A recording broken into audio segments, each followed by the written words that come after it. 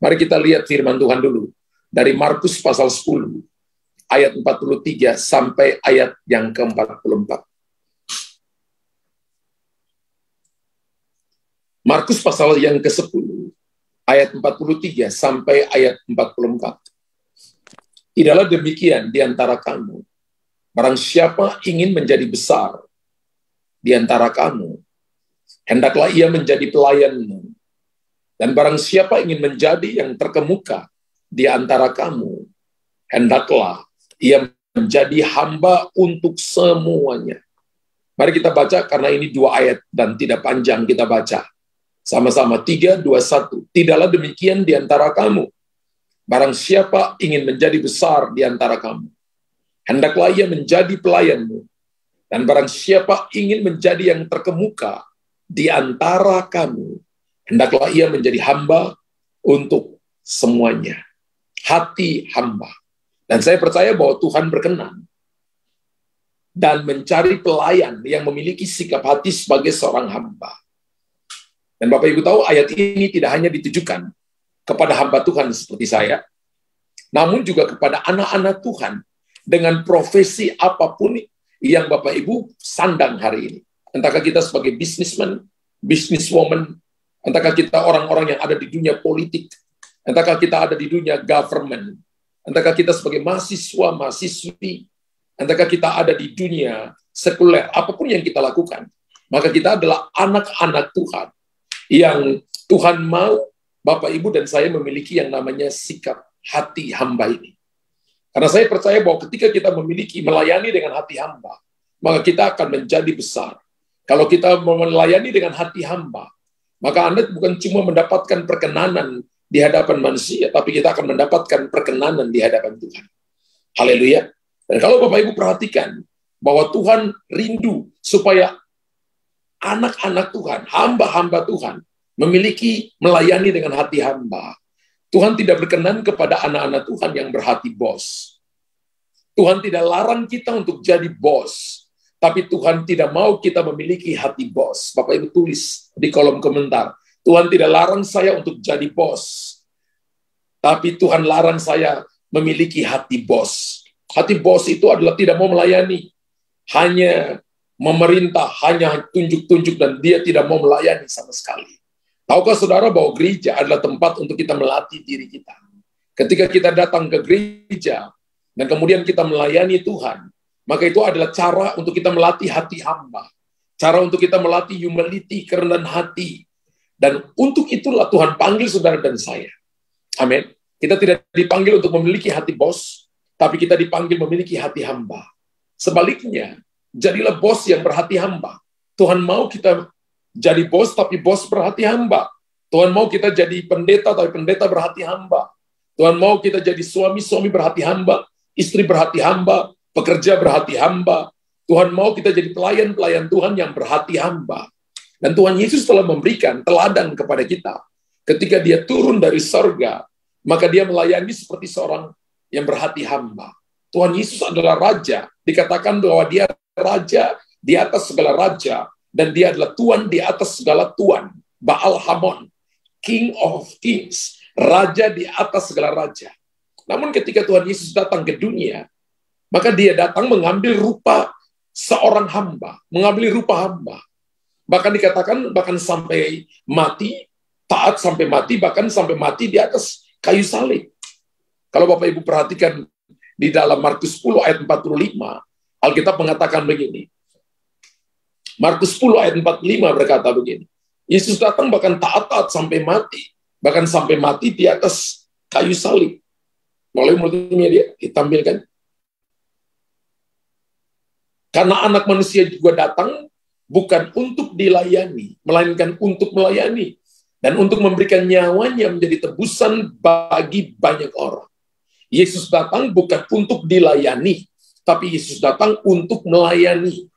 Ketika saudara dan saya, kita datang untuk melayani, dan kita cuma tidak dituntut untuk dilayani, maka saudara memiliki hati hamba, hati Tuhan ada pada saudara.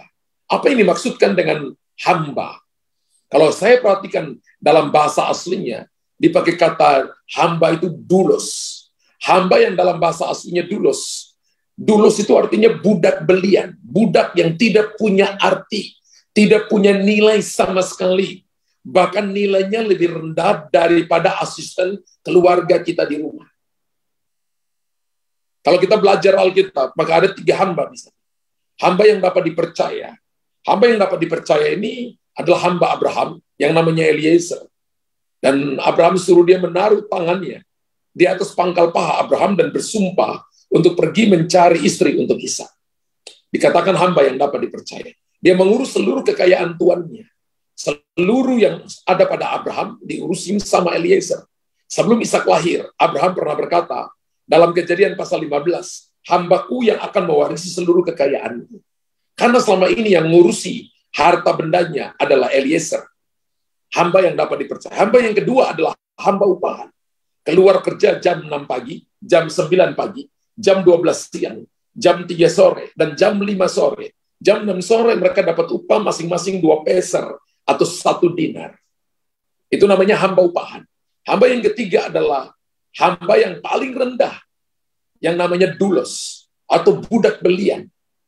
Bahkan hamba atau doulos ini memiliki arti yang sangat rendah.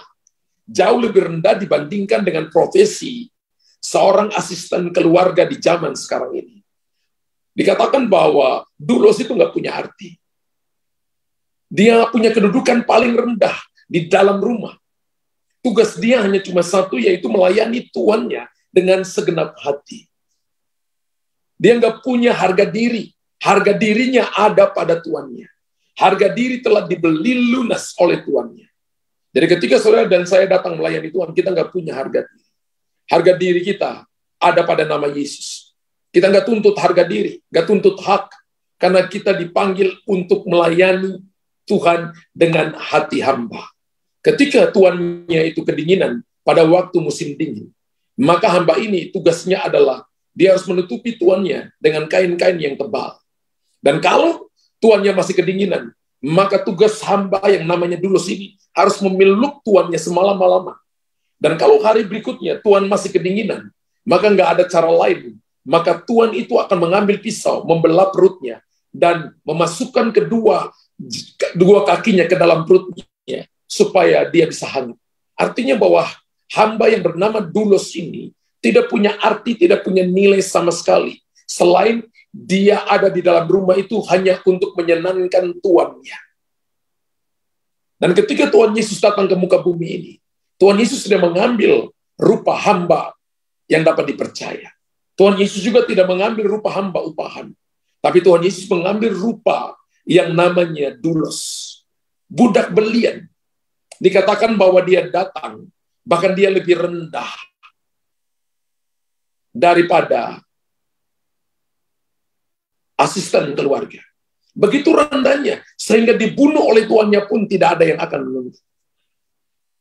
Dan Tuhan menginginkan kita sebagai anak-anak Tuhan, memiliki hati sebagai hamba, sebagai seorang hamba yang terus melayani Tuhan.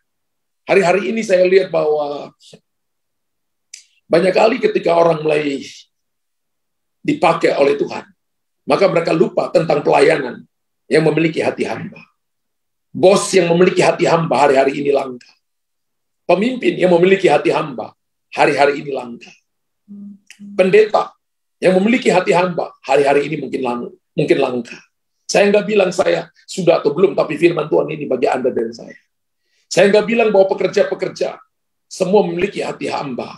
Dan hari-hari ini bagi saya, kita sedang masuk dalam sebuah musim di mana kita sedang mengalami krisis hati hamba. Ada orang melayani ketika namanya terkenal, gerejanya besar, dia sudah dipakai dengan karunia-karunia. Dia tidak lagi memiliki hati hamba, hati yang mau melayani, hati yang mau care dengan orang lain, hati yang mau peduli dengan orang lain. Dia hanya cuma memikirkan dirinya sendiri. Dia tidak peduli dengan orang lain. Kita sedang ada di sebuah musim di mana orang sedang kehilangan melayani dengan hati hamba. Saya tidak katakan bahwa hanya ada di gereja, tapi di dunia marketplace, ada di dunia government, ada di dunia pendidikan, ada di dunia seni, di dunia keuangan, maka ini sedang terkikis, ini sedang mengalami yang namanya nilai ini sedang hilang hari-hari ini.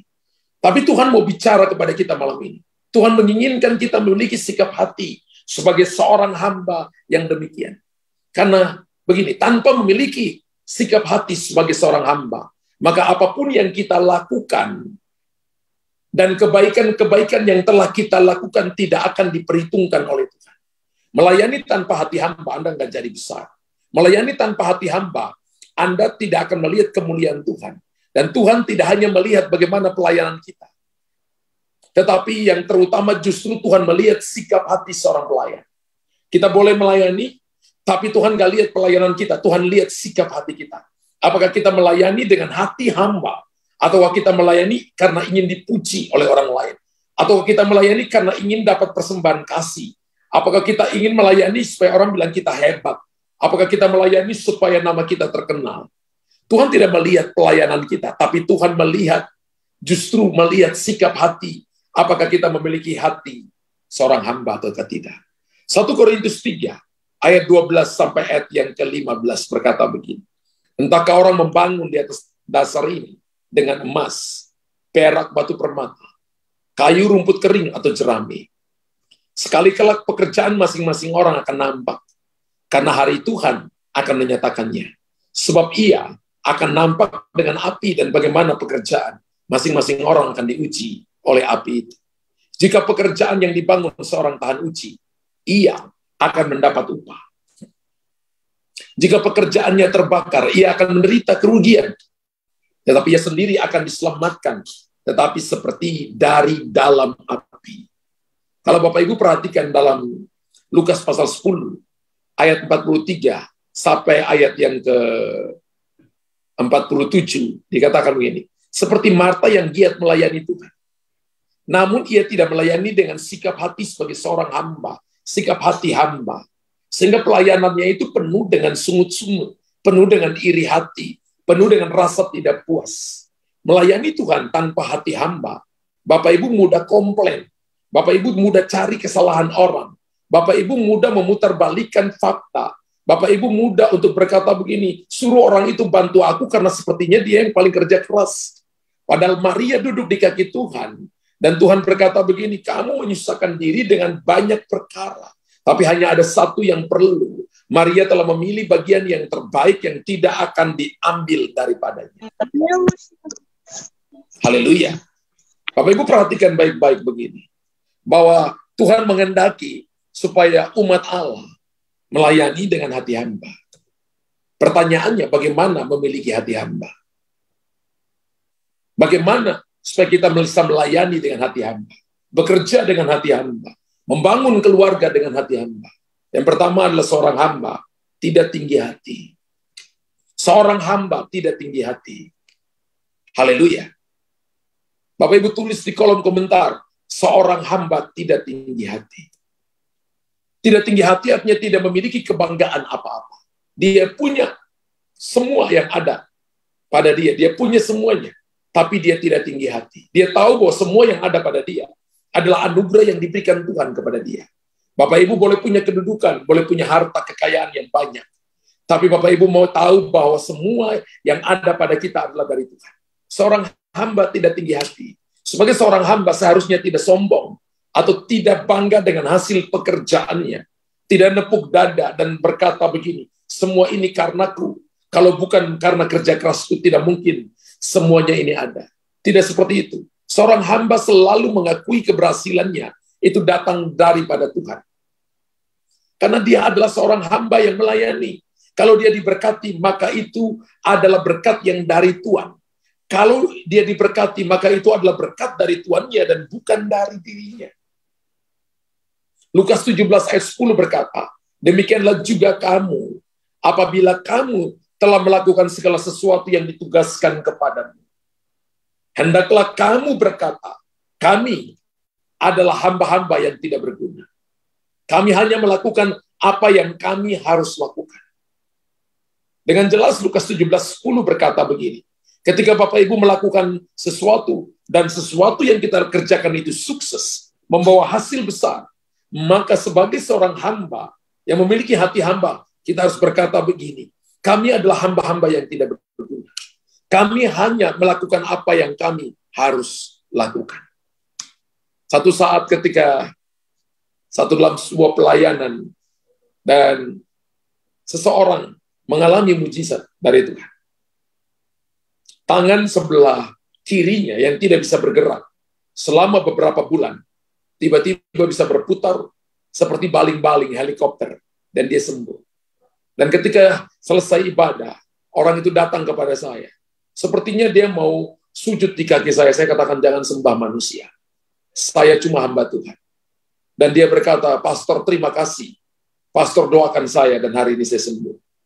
Dan saya ingat ayat ini, Lukas 17 ayat 10. Saya berkata, saya ini cuma hamba yang tidak berguna. Kalau Anda sembuh, semata-mata karena Tuhan ingin supaya Anda menjadi saksi bagi banyak orang dan memuliakan nama Tuhan.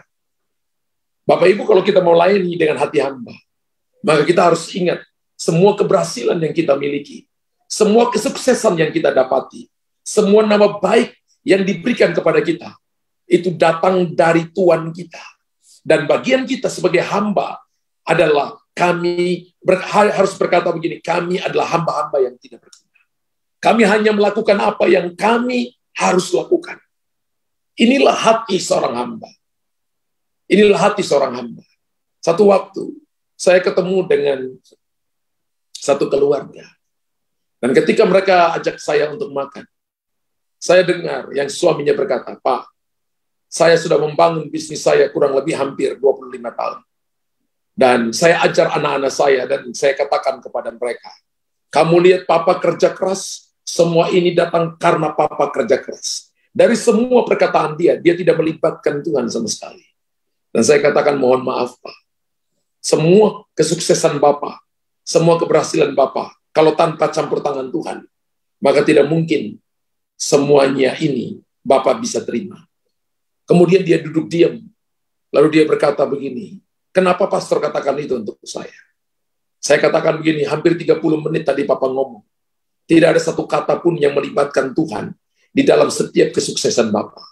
Kalau Bapak tidak memasukkan nama Tuhan di sana, berarti Bapak sedang berkata, saya yang paling hebat dan Tuhan gak ada apa-apanya.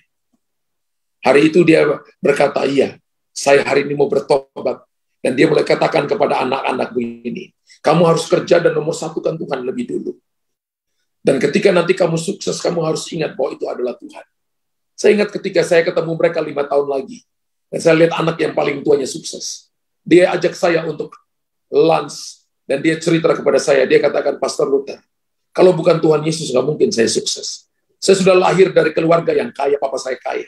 Tapi ketika saya memulai bisnis papa saya nggak bisa apa-apa. Kesuksesan papa saya, hasilnya, itu karena Tuhan sertai papa saya.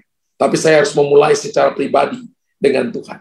Dan ketika saya memulai dan melibatkan Tuhan dalam setiap bisnis, pekerjaan yang saya lakukan, hari ini saya tahu bahwa kalau harus saya bisa sukses hari ini, bukan berarti nggak ada tantangan, bukan berarti nggak ada persoalan. Tapi hari ini, kalau saya bisa sukses berhasil, semata-mata karena campur tangan Tuhan. Itu adalah hati hamba. Itu adalah hati hamba. Kesombongan dalam hati saja, Tuhan bisa melihatnya, dan itu tidak berkenan kepadanya. Tinggi hati membuat kita direndahkan, tapi rendah hati membuat kita ditinggikan. Berapa banyak yang mau ditinggikan oleh Tuhan? Maka milikilah hati hamba, milikilah humility, milikilah kerendahan hati. Amsal 4 ayat 23 berkata begini, jagalah hatimu dengan segala kewaspadaan, karena dari situlah terpancar kehidupan. Kenapa tidak disuruh jaga rumah, jaga harta, jaga saldo kita di bank, jaga bisnis kita? Tapi kenapa disuruh jaga hati kita? Ingat bahwa kekristenan itu ilmu hati. Kekristenan itu Tuhan lihat hati, melebihi tampilan pelayanan luar. Tuhan lihat hati, melebihi tampilan yang Bapak Ibu bisa datang dengan ganteng, dengan cantik, dengan baju yang bagus, dengan semua yang bisa Bapak Ibu tampilkan, yang bisa dilihat dengan mata. Tuhan gak tertarik dengan itu semua. Tuhan lebih tertarik dengan sikap hati kita. Ketika sikap hati kita selaras dengan hati Tuhan, maka Alkitab katakan begini, kita akan mengalami yang namanya Baal Prasing. Itu adalah God's breakthrough, terobosan-terobosan besar yang akan dinyatakan Tuhan dalam hidup kita. Hal yang kedua Bapak Ibu, seorang hamba itu harus memiliki ketaatan dalam dirinya. Hamba yang bernama Dulos itu nggak punya hak melawan hak hidup dia nggak punya. Dia hanya cuma punya hak satu, yaitu hak untuk melayani tuannya dan memberi yang terbaik bagi tuannya. Tidak punya hak untuk melawan, tidak punya hak untuk demo. Dia punya hak cuma satu, dia dibeli, ditaruh dalam rumah tuannya untuk melayani Tuhan dengan segenap hati. Bahkan dia tidak punya hak untuk membela diri sama sekali. Amin. Karena ketika dia ada dalam rumah itu, yang akan bela dia adalah Tuhan. Adalah tuannya sendiri. Seorang hamba harus memiliki ketaatan dalam dirinya. Dalam Ibrani 13 ayat 17, taatilah pemimpin-pemimpinmu dan tunduklah kepada mereka. Sebab mereka berjaga-jaga atas jiwa. Sebagai orang-orang yang harus bertanggung jawab atasnya. Dengan demikian, dengan jalan itu, mereka akan melakukannya dengan gembira, bukan dengan keluh kesah, sebab hal itu tidak akan membawa keuntungan bagimu. Kalau Bapak Ibu ada di sebuah tempat pekerjaan, kalau Bapak Ibu ada di sebuah kantor, kalau Bapak Ibu ada dalam satu pelayanan gereja lokal, maka Bapak Ibu harus taat kepada pemimpin-pemimpin. Firman Allah berkata begini, jangan membuat mereka gelisah hati. Jangan sampai mereka harus mengomeli Anda ketika Anda tidak dengar, dan Tuhan dengar. Alkitab katakan sebab mereka berjaga-jaga atas jiwamu. Sebagai orang-orang yang harus bertanggung jawab atasnya. Ingat bahwa otoritas Tuhan ditaruh di muka bumi ini untuk para pemimpin, untuk suami, untuk gembala, untuk bosmu di kantor, untuk pemimpinmu di tempat pekerjaan, untuk pemimpin-pemimpin kota, pemimpin-pemimpin provinsi, untuk pemimpin negara. Dan Tuhan taruh otoritas di sana. Melanggar itu artinya kita melanggar ketentuan Tuhan. Alkitab katakan begini, sebagai orang-orang yang harus bertanggung jawab atasnya. Dengan jalan itu mereka akan melakukan dengan gembira, bukan dengan keluh kesah. Sebab hal itu tidak akan membawa keuntungan bagimu. Satu waktu, saya mendengar satu cerita, saudara. Ya, mendengar satu cerita. Ada seorang yang ketika dia ada dalam pelayanan, orang ini selalu bikin masalah. Dan gembalanya beberapa kali tegur dia dengan kasih, tapi dia nggak mau dengar. Setiap kali sampai di rumah, orang itu ada dalam pikiran gembalanya. Gembala katakan, orang ini kenapa begini? Dia sambil ngomong sendiri. 3 bulan kemudian, orang itu kena stroke. Dia selalu aja berantem dengan orang teman-temannya. Selalu merasa bahwa dia yang paling hebat. Selalu merasa bahwa dia yang paling benar. Selalu merasa bahwa dia yang benar. Dan beberapa kali dilaporkan kepada gembala. Gembala panggil bicara empat mata, tegur, panggil saksi, ajak ngomong. Tapi orang ini selalu melakukan hal yang sama. Alkitab katakan gini, tidak membawa kegembiraan di hati para pemimpin. Tuhan dengar dan Tuhan bertindak. Ingat Bapak Ibu, bahwa pelayanan, pekerjaan, apapun yang kita kerjakan, ada orang-orang yang Tuhan taruh di atas kita menjadi pemimpin.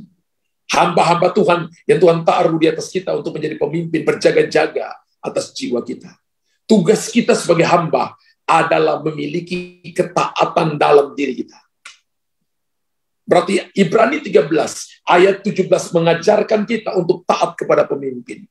Doulos atau hamba tidak memiliki hak untuk tawar-menawar. Doulos tidak memiliki hak untuk melawan. Doulos atau hamba tidak memiliki hak untuk protes. Melainkan ia harus taat kepada perkataan Tuhannya. Wow, kalau kita belajar dari rumah seperti ini, belajar untuk melakukan dengan ketaatan, kita paling mudah untuk percaya firman. Kalau kita belajar untuk tunduk kepada pemimpin kita, tunduk kepada orang-orang yang Tuhan percayakan di atas kita, lalu kita melakukannya, maka Anda akan mudah diberkati oleh Tuhan. Saya ingat 18 tahun yang lalu, ketika saya diutus untuk ke Makassar, saya baru pulang pelayanan dari Australia, saudara. Saya baru pulang pelayanan ketika saya sampai di Denpasar, istri saya itu baru pindah rumah. Saya masuk di rumah yang baru dipindahin itu, baru-baru diatur barang-barangnya, tempat tidur sudah diatur, tapi barang-barangnya masih ada di sana-sini. Dan gembala saya, beliau telepon saya, Luther, saya minta kamu segera berangkat ke Makassar. Anak saya Chris itu sedang sekolah, saudara. Saya ingat waktu itu saya datang ke Makassar itu bulan Maret. Harusnya tahun ajaran baru itu bulan Juli. Harusnya kalau tunggu itu Maret, April, Mei, Juni, Juli. Harusnya tunggu 5 bulan lagi. Tapi karena gembala saya katakan segera kamu datang. Saya katakan siap om, saya akan datang. Ketika saya ngomong dengan beberapa orang, mereka katakan, kenapa kamu nggak katakan? Tunggu sampai anak kamu naik kelas. Dia kan sedang sekolah. Kalau kamu pindah, belum tentu anak kamu bisa sekolah.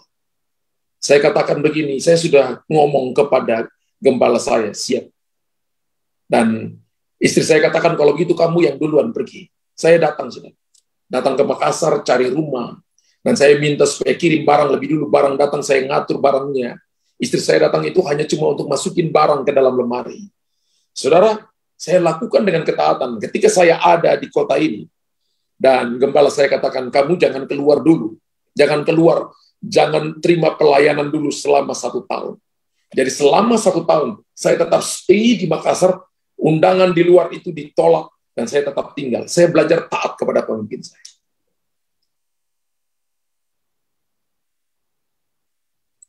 Kemudian kami buka cabang di Palu. Ada kali saya bisa pergi 1 bulan, sedangkan saya punya 2 anak, ada istri di rumah. Saya sudah siap om. Itu 2 tahun, pulang pergi terus. Ada kalinya 2 minggu, ada kalinya 1 bulan. Hanya belajar untuk taat kepada pemimpin. Dan saya lihat saudara, ketika Bapak Ibu belajar taat kepada orang yang Tuhan taruh di atas kita, tanpa Anda mengerti, mungkin Anda nggak lihat jalan keluar. Tapi ketika Anda melakukannya, maka sesungguhnya Tuhan sedang melatih hati saudara untuk memiliki hati seorang hamba. Dulos atau seorang hamba tidak memiliki hak untuk tawar-menawar. Dulos atau seorang hamba hanya memiliki yaitu satu hal, yaitu dia harus taat kepada perkataan Tuhannya. Siapa Tuhan saudara hari ini? Siapa Tuhan Bapak Ibu hari ini? Jangan bilang Tuhan, ya pasti Tuhan. Ya, tapi bosmu, kalau di rumah adalah suamimu, kalau di tempat kerjaan adalah bosmu, di tempat pelayanan adalah gembalamu. Satu saat ada seorang hamba Tuhan. Saya ingat waktu itu namanya kalau nggak salah, seorang hamba Tuhan namanya Robert Liarden. Dia panggil 2 stafnya masuk dalam kantornya. Dan dia tanya begini, siapa pemimpinmu? Yang satu berkata, pemimpinku Tuhan Yesus. Yang satunya berkata, iya pemimpinku Tuhan Yesus. Dia suruh, ayo kalian keluar. Dia panggil lagi, yang lain lagi. Masuk, siapa pemimpinmu? Pemimpinku Tuhan Yesus. Yang kedua, pemimpinku Tuhan Yesus. Hampir semua stafnya panggil. Dan mereka berkata, pemimpinnya Tuhan Yesus. Kemudian dia keluar, dan dia panggil istrinya. Dan dia tanya istrinya, siapa pemimpin? Dan istrinya berkata, suamiku.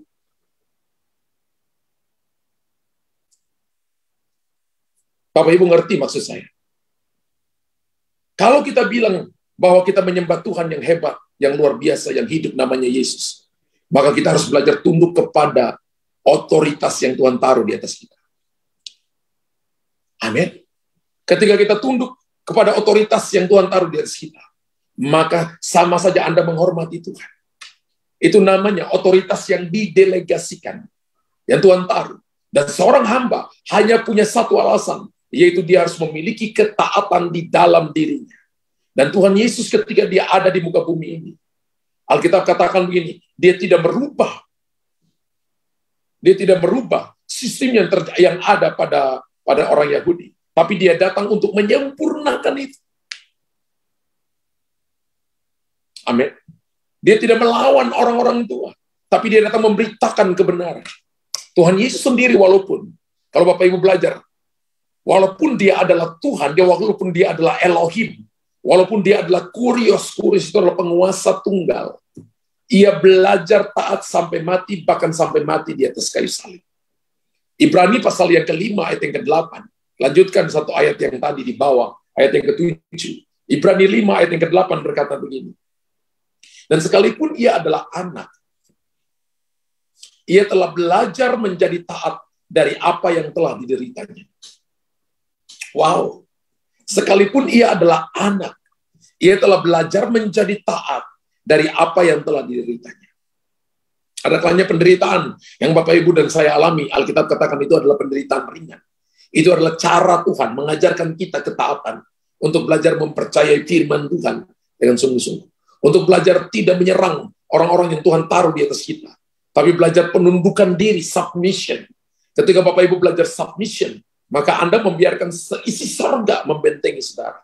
Seisi sorga menjaga saudara. Keadaanmu akan baik-baik saja. Yang ketiga, seorang hamba itu tidak mudah tersinggung.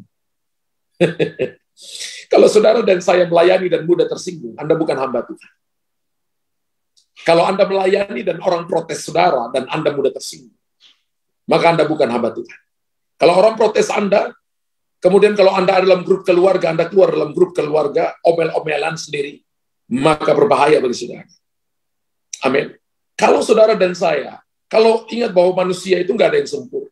Kalau ada orang yang tegur kita, bersyukur, terima kasih. Yang penting yang tegur itu juga tahu di mana tempat dia harus tegur. Prinsip Alkitab harus memakai. Alkitab mengajarkan kepada kita prinsip 4 mata. Kalau Anda tahu orang salah, jangan umumkan lebih dulu. Ngomong 4 mata. Telepon, minta waktu, ngomong 4 mata. Kalau Anda ngomong orang itu menerima, maka Anda telah mendapatkan dia. Tapi kalau dia tidak mau, panggil saksi. Panggil 1-2 orang saksi menjadi saksi tentang perkara itu. Kalau sampai dia tidak mau dengarkan, maka Alkitab mengajarkan anggap orang itu adalah orang bebal yang bukan termasuk umat Allah. Ingat bahwa seorang hamba tidak mudah tersinggung. Seorang hamba seharusnya memiliki hati yang dapat terbuka untuk menerima kritikan dan saran. Kalau kita tidak mau dikritik, tidak mau diberi saran, maka kita belum melayani sebagai hamba Tuhan. Kenapa? Karena pelayanan itu nggak sempurna. Benar, kepemimpinan juga nggak sempurna.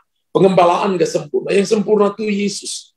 Jadi ketika ada orang yang mengkritik atau ada orang yang kasih saran kepada kita, yang penting tahu prinsip-prinsip Alkitabiah di sana. Kapan Anda ngomong, di mana kapan Anda tidak ngomong, kapan Anda harus bicara, kapan Anda tidak bicara. Dan ketika Anda bicara pada waktu yang tepat, maka itu akan menolong orang lain sehingga mereka tahu kelemahan mereka dan bisa memperbaiki hidup mereka menjadi lebih baik ke depan.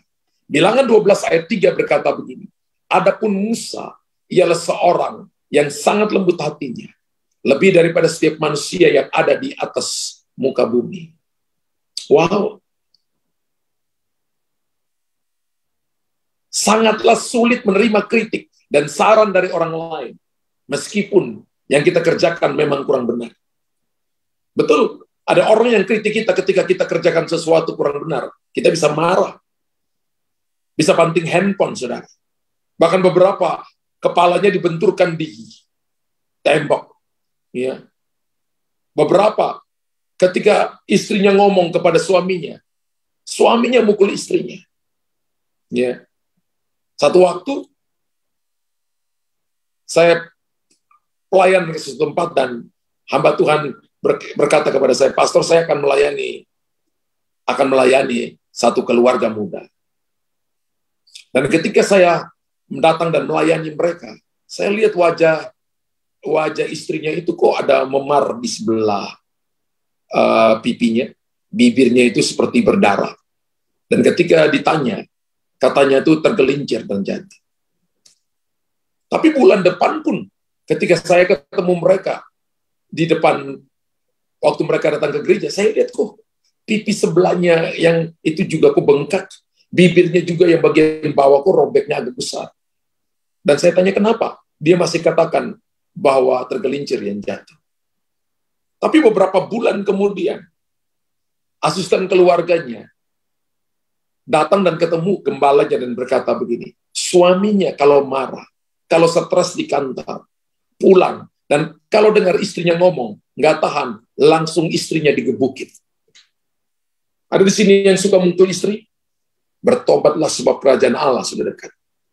Kita nikah bukan untuk istri jadikan sansak. Kita menikah untuk istri disayang, untuk dilindungi, dijagain, bukan untuk dipukulin. Ya, sangat sulit menerima kritik dan saran dari orang lain, meskipun yang kita kerjakan memang kurang benar. Apalagi dicela pada saat kita sudah melakukan yang benar dan terbaik. Saya ingat ketika saya rintis gereja lokal ini, orang berkata begini, Pastor Luther itu nanti makan apa? Salah satu pendoa saya berkata, pasti makan nasi. Ya, pasti makan nasi. Ketika laporkan ke saya kumpul para pekerja dan saya katakan, Tiara, tidak boleh ada orang yang ngomong, tidak boleh ada orang yang komplain. Kalau ada orang yang komplain, kalau ada orang yang ngomong kita, yang celah kita, diam. Sebab Tuhan sanggup merubah celah menjadi berkat. Ketika kita tidak membalas kejahatan dengan kejahatan. Tuhan Yesus sudah tersinggung. Walaupun ia sudah diperlakukan dengan tidak adil. Tuhan Yesus sudah tersinggung. Ketika ia dihina, ketika ia disalibkan, ketika ia datang kepada milik kepunyaannya sendiri. Tapi milik kepunyaannya menolak dia. Padahal kita tahu Yesus tidak salah sama sekali. Tuhan Yesus mengalami 3 ujian besar, saya ulangi lagi. Yang pertama adalah ujian penolakan. Aku datang kepada milik kepunyaanku sendiri, tapi milik kepunyaanku menolak aku. Ujian yang kedua adalah ujian harga diri. Ketika Yesus disalibkan, maka orang banyak berkata begini, kalau engkau anak Allah, turun dari salib itu, dan kami akan percaya. Bisa nggak Yesus turun dari salib? Bisa. Tapi dia tidak dipanggil untuk turun dari salib tanpa menebus saudara dan saya. Dia mengalami ujian harga diri, tapi dia tidak terpengaruh. Dia mau taat kepada tugas yang Bapa perintahkan kepada dia. Ujian yang ketiga yang Yesus alami adalah ujian kesendirian. Ketika dia ada di atas kayu salib, menanggung segala dosa dunia ini, murid-murid lari, semua pergi meninggalkan. Bapa memalingkan wajahnya dan tidak memelihara dia. Dia berkata begini, Bapakku, mengapa engkau meninggalkan? Ujian kesendirian itu sulit. Ketika kita ada dalam sebuah komunitas, banyak ramai orang sayang kita, mungkin Bapak Ibu masih bertahan. Tapi ketika kita ditinggalkan oleh begitu banyak orang yang kita cintai, yang selama ini bersama-sama dengan kita, belum tentu Bapak Ibu bisa berdiri dan tetap kuat. Orang yang berdiri sendiri, maka dia sebenarnya plus Yesus, dia mayoritas. Singa itu, dia ada di hutan. Sebenarnya singa hidup di padang belantara, saudara. Tapi dia disebut raja hutan. Dia tidak pernah hidup bergerombol. Dia sendiri tapi raja hutan. Kambing conge itu hidupnya ribuan ekor, tapi bukan raja hutan. Pertanyaan sederhana, Anda ini raja hutan atau kambing conge? Bapak Ibu tulis di kolom komentar. Saya raja hutan. Saya adalah keturunan singa Yehuda yang suaranya aum. Seperti itu suaranya. Setiap kali Anda buka suara, roh jahat takut dengan saudara. Lukas 23 ayat 34 berkata begini. Yesus berkata, ya Bapa, ampunilah mereka sebab mereka tidak tahu apa yang mereka berbuat. Dan mereka membuang undi untuk membagi pakaiannya. Ketaatan akan membuat saudara dan saya mungkin dijauhi oleh banyak orang. Tapi ingat, seorang hamba Tuhan tidak mudah tersinggung. Ada beberapa orang yang melayani dan mudah tersinggung. Bertobatlah. Ada beberapa orang ketika dikasih tahu kelemahannya, dia tidak mau dengar. Dia selalu berkata bahwa dia lebih baik dari orang lain. Bahwa saya lebih baik dari orang lain. Orang yang merasa dirinya super, maka dia bagian daripada tipu daya setan. Tapi orang yang merasa saya salah, ada bagian yang perlu saya rubah, maka dia sedang belajar menjadi seperti Yesus.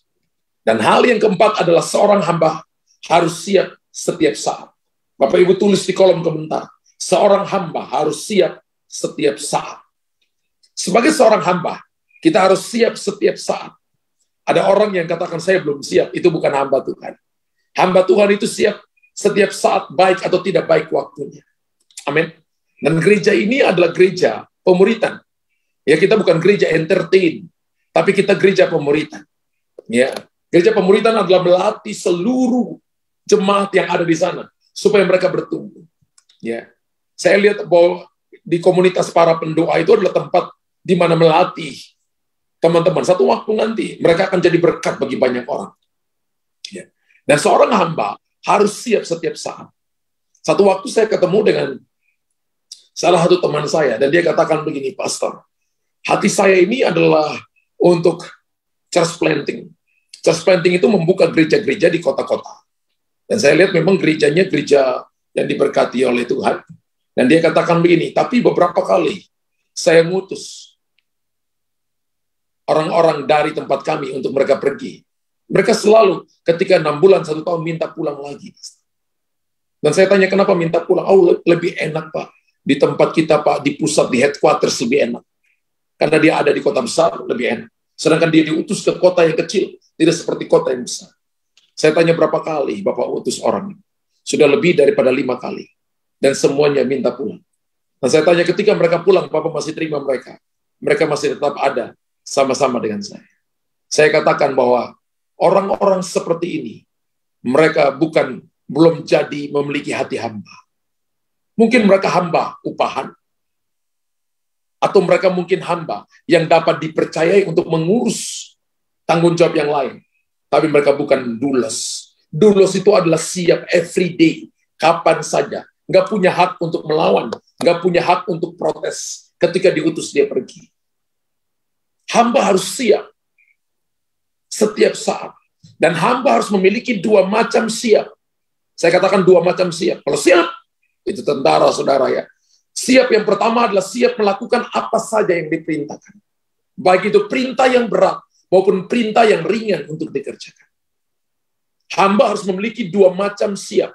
Siap yang pertama adalah siap untuk melakukan apa saja yang diperintahkan. Baik itu pekerjaan berat maupun itu pekerjaan yang ringan.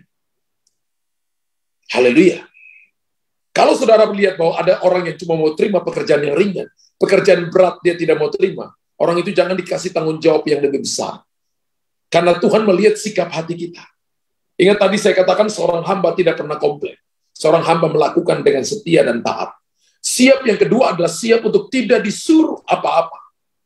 Atau tidak dipakai sebagai apa-apa. Ada waktunya di mana hamba itu tidak disuruh apa-apa.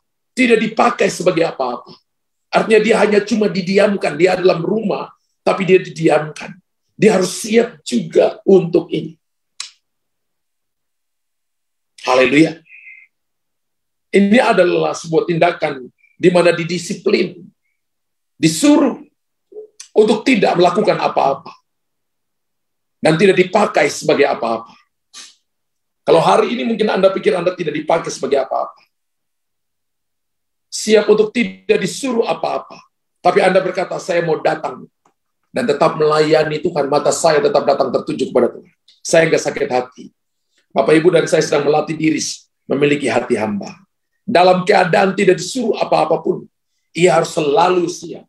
Ketika Anda dan saya mungkin tidak dikasih kesempatan, orang lain dipromosi, harusnya dipromosi. Tapi Anda tetap kerja dengan baik. One day, orang akan melihat bahwa Tuhan menyertai kita. Dan saya percaya bahwa Tuhan menginginkan kita untuk kita memiliki hati sebagai hamba. Yaitu hamba tidak tinggi hati. Hamba harus memiliki ketaatan dalam dirinya. Hamba tidak mudah tersinggung. Dan yang keempat, hamba harus siap setiap saat. Dengan demikian, maka kita akan menjadi hamba-hamba pelayan Tuhan yang dapat dipercayai. Ayat yang paling terakhir, 1 Korintus 4, ayat 1 sampai ayat yang kedua. Demikianlah hendaknya orang memandang kami sebagai hamba-hamba Kristus yang kepadanya dipercayakan rahasia Allah. Yang akhirnya dituntut dari pelayan-pelayan yang demikian ialah bahwa mereka ternyata dapat dipercaya. Ada hamba yang tidak dapat dipercaya, tapi ada hamba yang dapat dipercaya. Hamba yang dapat dipercaya, hamba yang memiliki hati hamba adalah hamba itu tidak tinggi hati. Hamba itu memiliki ketaatan dalam dirinya.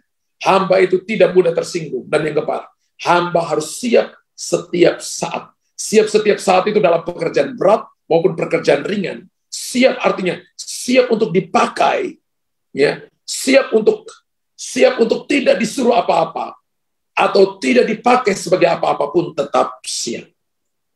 Jadi kita tidak nuntut, tapi kita tahu semuanya ada waktu Tuhan untuk Tuhan nyatakan dalam kehidupan kita. Amin. Saya percaya malam ini kita diberkati Tuhan.